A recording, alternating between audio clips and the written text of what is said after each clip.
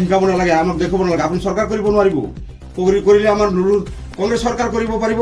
আমাৰ বৰগলিত একবাৰ ইউডিএফৰ ইলেকশ্যন হৈছিলে, পঞ্চায়ত ইলেকশ্যন হৈছিলে। পঞ্চায়তৰ ইলেকশ্যনত আমাৰ মৰহুম বৰদানী আমজদ আলী চাহাব ইউডিএফৰ পৰা থিয় হৈছিলে পঞ্চায়তৰ প্ৰেচিডেণ্টলৈ।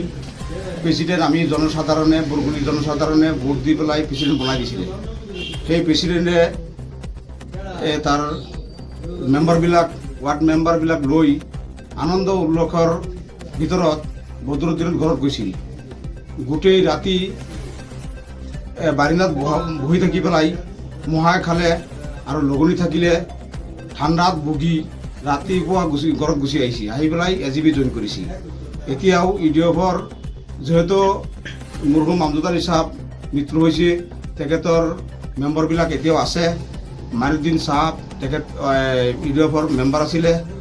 তেখেতক সোধ-পোছ কৰিলে আপোনালোকে সুধিব পাৰিব কথা সঁচা না মিছা। তেখেতে প্ৰেচিডেণ্ট হৈ পেলাই, ইউডিএফৰ প্ৰেচিডেণ্ট হৈ পেলাই বদৰুদ্দিন ঘৰত গৈছিলে, আনন্দ উল্লাসত ভিতৰতো গৈছিলে। যোৱাৰ পাছত মানে গোটেই ৰাতি মহাই খালে, ঠাণ্ডাই ভুগি লঘোণী থাকি পেলাই ঘৰত গুচি আহি এজিবিত জইন কৰিছে।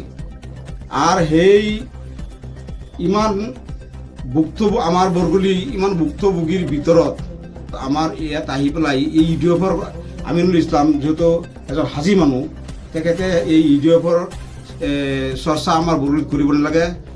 বৰ্তমান এইবিলাক আমিনুল ইছলামে জানিবও পাৰে, নাজানিবও পাৰে, কিন্তু আমি ৰাইজে সচেতন, এই বিষয়ে আমি সচেতন।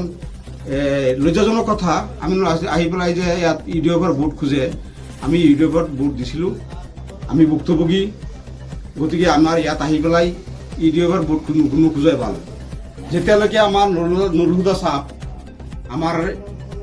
চাহাব আছে ৰূপহী সমষ্টিত, তেতিয়ালৈকে বেলেগ দলৰ কাম নাই। আপুনি আহি পেলাই ইয়াত যিমানে পানী গোলা কৰক, এক পইচাৰ লাভ নাই। আপুনি ইয়াত আহিব নালাগে।